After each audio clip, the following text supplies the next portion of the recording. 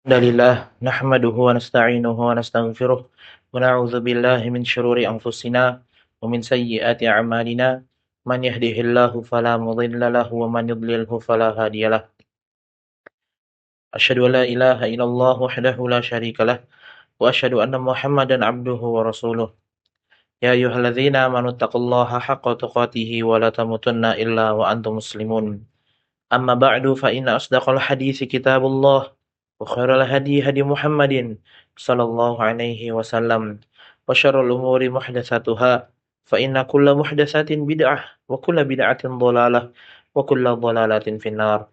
Ma'asyiral muslimin, jemaah salat Jumat Masjid Al-Ukhuwah yang semoga dirahmati oleh Allah Subhanahu wa taala.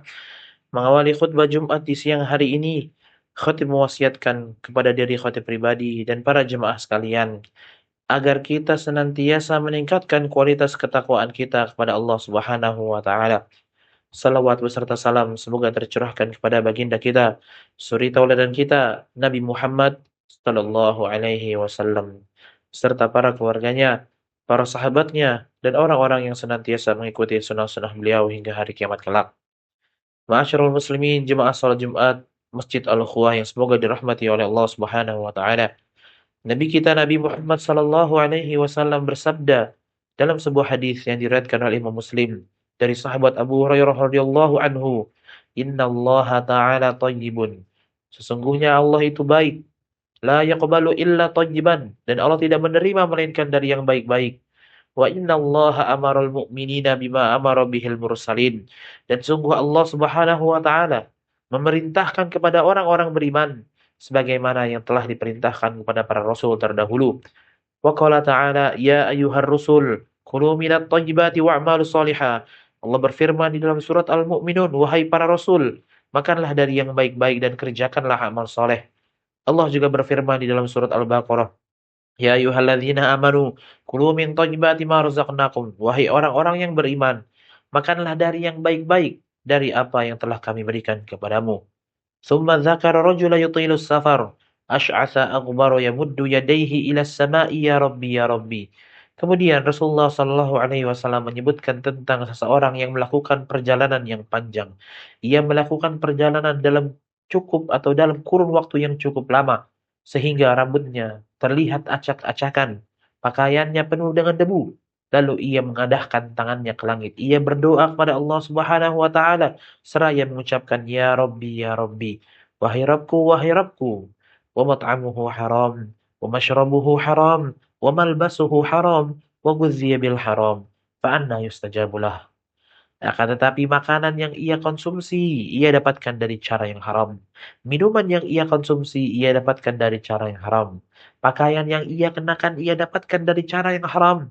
Dan ia pun dikenyangkan dari cara yang haram. Maka bagaimana doanya bisa dikabulkan oleh Allah Subhanahu wa taala? Ma'asyiral muslimin, jemaah salat Jumat Masjid Al-Ukhuwah yang semoga dirahmati oleh Allah Subhanahu wa taala.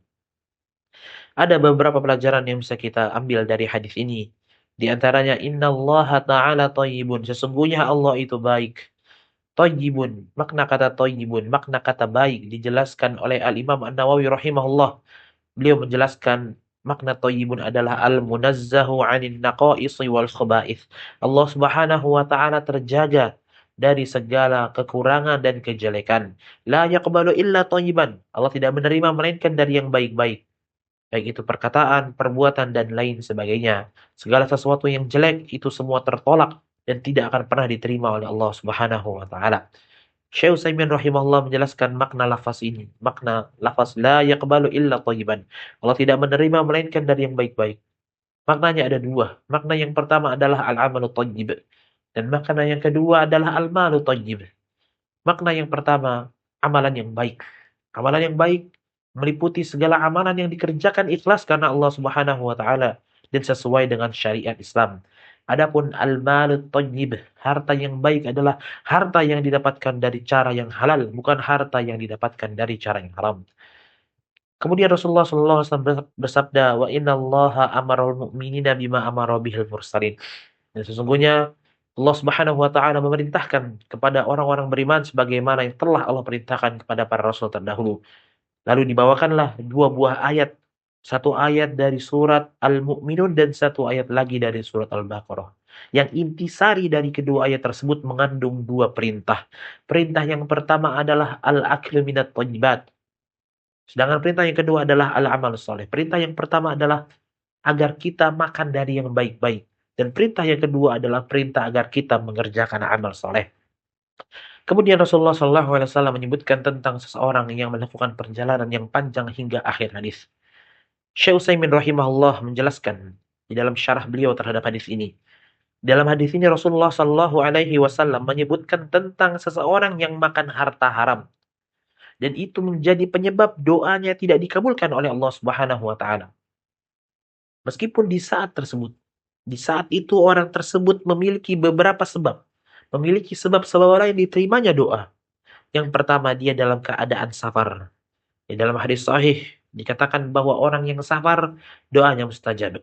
Yang kedua, dia dalam keadaan atau dia berdoa dengan mengangkat kedua tangan. Dalam hadis sahih dikatakan bahwa Allah Subhanahu wa taala malu kepada hambanya yang berdoa mengangkat kedua tangan lalu ia kembali dengan tangan yang hampa. Kemudian yang ketiga, dia bertawassul dengan rububiyah Allah. Dia berdoa seraya mengucapkan ya Rabbi, wahai Rabbku, wahai Rabbku. Akan tetapi doa yang ia panjatkan tetap tidak diterima oleh Allah. Doa yang ia panjatkan tidak dimustajab oleh Allah Subhanahu wa taala. Karena makanan yang ia konsumsi ia dapatkan dari cara yang haram. Minuman yang ia konsumsi ia dapatkan dari cara yang haram. Pakaian yang ia kenakan ia dapatkan dari cara yang haram. Dan ia pun dikenyangkan dari cara yang haram. Dan itulah menjadi penyebab doanya tidak dikabulkan oleh Allah Subhanahu wa taala. Wal iyaz billah. أقول قولي هذا وأستغفر الله لي ولكم إنه هو الغفور الرحيم.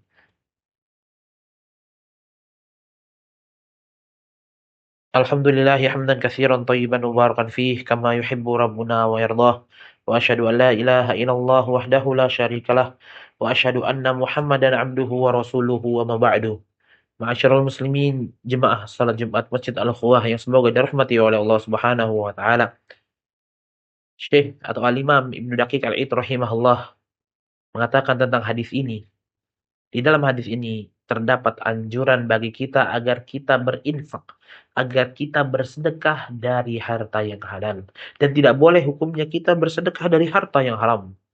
Oleh karena itu, makanan dan minuman yang kita konsumsi, pakaian yang kita kenakan hendaknya kita perhatikan betul-betul.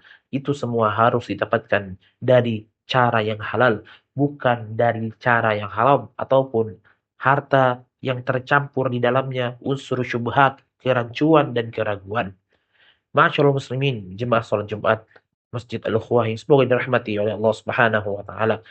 Di dalam hadis ini juga terdapat pelajaran bagi kita agar kita senantiasa perhatian dalam mengelola harta yang kita miliki. Dari manakah harta tersebut kita dapatkan dan kemana harta tersebut kita habiskan. Oleh karena itu Rasulullah Shallallahu Alaihi Wasallam bersabda dalam sebuah hadis yang diriwayatkan oleh Imam At-Tirmidzi, "La tazulu qadama 'abdin yaumal qiyamah hatta yus'ala an umrihi fima afnah, wa an malihi, wa an ilmihi fima fa'al, wa an malihi min aina iktasabahu wa fima anfaqah, wa an jismihi fima ablah." Tidak akan beranjak kedua kaki seorang hamba di hari kiamat sampai ia ditanya tentang umurnya, untuk apa ia habiskan, tentang ilmunya apa yang telah ia amalkan, tentang hartanya dari mana ia dapatkan dan kemana ia habiskan, dan tentang tubuhnya, capeknya ia gunakan untuk apa. Syekh Wahid bin Abdul Salam Bali hafizahullah di dalam salah satu ceramahnya menjelaskan dari keempat pertanyaan yang terdapat di dalam hadis tadi, pertanyaan yang paling berat adalah pertanyaan nomor 3, yaitu pertanyaan tentang harta. Karena tentang harta ditanya dua pertanyaan. Min aina iktasabah, dari mana harta tersebut engkau peroleh. Wa fima anfaqah, dan kemana harta tersebut engkau habiskan. Apakah harta tersebut kita dapatkan dari cara yang halal atau dari cara yang haram? Apabila kita dapatkan dari cara yang halal, kemana kita habiskan? Apakah kita habiskan ke jalan yang halal atau ke jalan yang haram? Ma'asyiral muslimin, jemaah salat Jumat Masjid Al-Ukhuwah yang semoga dirahmati oleh Allah Subhanahu wa taala. Sekian khutbah yang bisa khatib sampaikan pada kesempatan kali ini. Semoga apa yang telah khatib sampaikan pada khutbah kali ini bermanfaat bagi diri khatib pribadi dan para jemaah sekalian. Mari kita tutup khutbah Jumat ini dengan berdoa. Semoga Allah Subhanahu wa taala perkenankan dan kabulkan doa kita di hari yang diberkahi ini. Allahumma salli ala Muhammad wa ala ali Muhammad kama shallaita ala Ibrahim wa ala ali Ibrahim innaka Hamidum Majid. Allahumma barik ala Muhammad wa ala ali Muhammad kama barakta ala Ibrahim wa ala ali Ibrahim innaka Hamidum Majid. Allahumma ighfir lil muslimina wal muslimat wal mu'minina wal mu'minat al ahya'i minhum wal amwat innaka sami'un qaribun mujibu da'wat ya qadhiyal hajat. Rabbana la tu'akhidhna in nasina aw akhtana.